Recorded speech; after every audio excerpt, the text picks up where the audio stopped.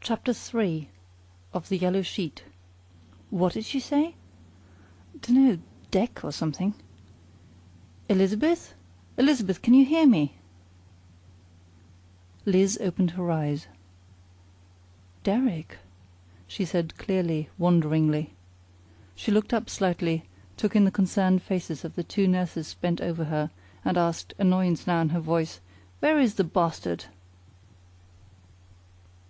The doctors were walking quickly, in that purposeful every second counts and lives could be lost way medical staff at hospital often exhibits. The patient is delusional, believes an atomic bomb has been dumped in some lake in Montana, and that she was running from the fallout. Also talks about having to protect something in that duffel bag she had with her, but all the bag contains is a couple of pebbles. She remembers her husband, Derek, he is with her now, but she thinks he has run off to the Himalayas with a school teacher, and she last saw him parachuting off a cliff. Tox screen? Clean. Whatever is causing this, it's not drugs. We should MRI the brain. Do it and talk to the husband. Find out if there's any history of psychosis or if she's bumped her head recently.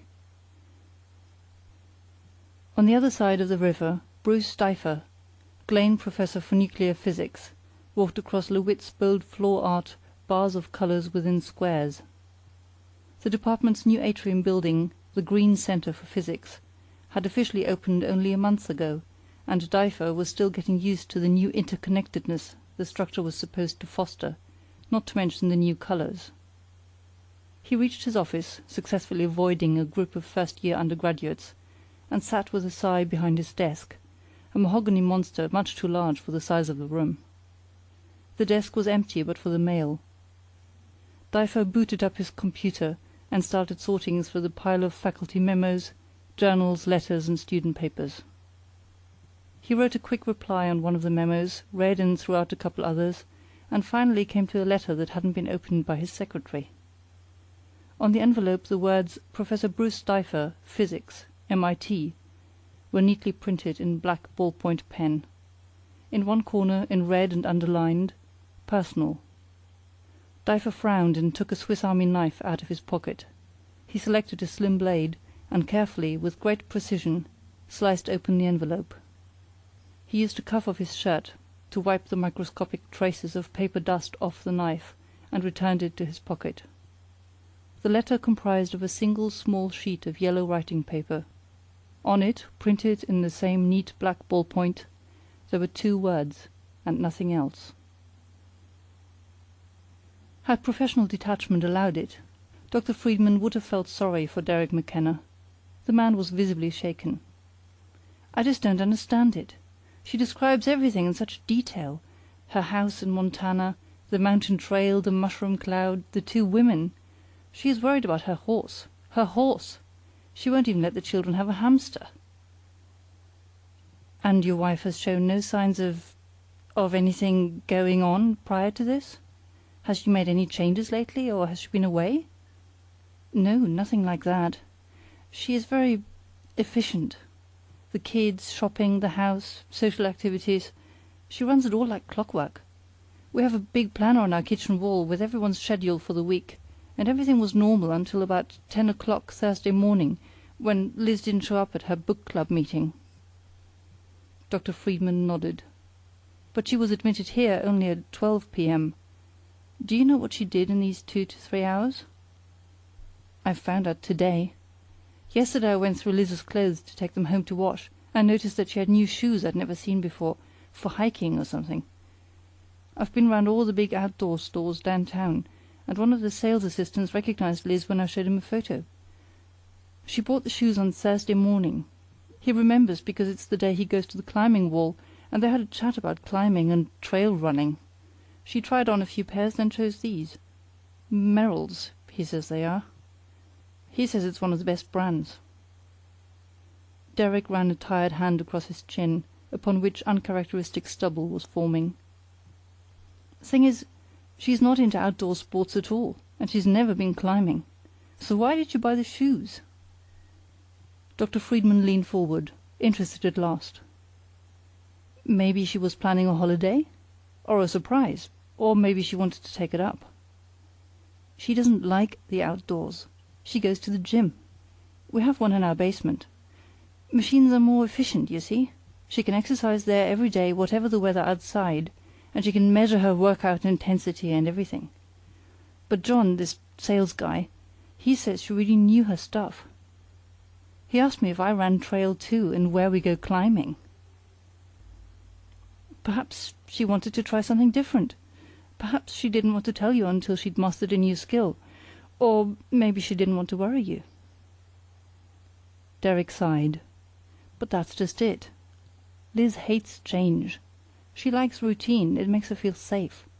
She wouldn't just take up a new hobby without reason, out of the blue. And we still don't know why she suddenly ran down this street screaming, and why she's saying all these things now. I mean, she's never even been to Montana. And do I look like a mountaineer to you, or as if I know one end of a parachute from the other? No, the doctor thought. He had a heavily built frame and appeared to be reasonably fit, but he was also dressed entirely in dark brown clothes, and this made him look more like a monk than someone into extreme sports.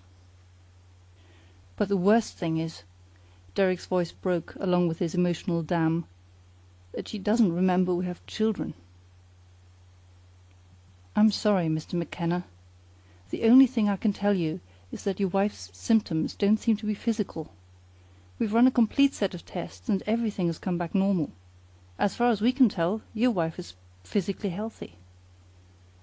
I'm transferring her to the psychiatry ward for further assessment. Derek's shoulders slumped.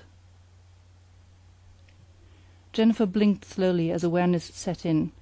The hand moved from her knee to the inside of her thigh, travelling higher slowly but steadily. She closed her eyes again, giving herself up to the sensation of that touch, experiencing just it, ignoring everything else. She sighed contentedly as the hand continued to stroke. She spread her legs a little to allow easier access. The hand slipped under the elastic of her panties. The alarm went off. Damn! Jennifer swore. Hang on, don't stop. She rolled over, the hand moving with her, and stretched an arm out to the alarm clock, which increased its volume with every second beep. God, I hate this thing, and I can't reach. She moved up, causing the hand to slip deeper down. There. The beeps stopped. So did the stroking. What's wrong? That clock is a mood killer. And we have to get up, Alice said mournfully. She propped herself up on one elbow and smiled down on her partner. But early shift today, so we'll have the whole evening to play. She lowered her head and kissed Jennifer's pouting lips. Promise? Jennifer asked, wrapping a leg around Alice's hips. Professor Dyfer slowly put down the letter. He took his glasses off and started polishing them, his brows creased, his eyes staring ahead. Finally he put the glasses back on and took up the telephone, dialing a number from memory.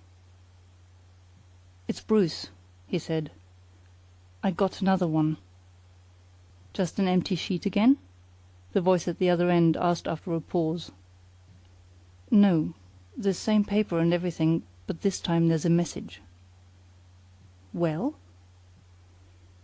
Dyfer adjusted his glasses, adjusted them again, took them off. It says, "We know." End of chapter 3.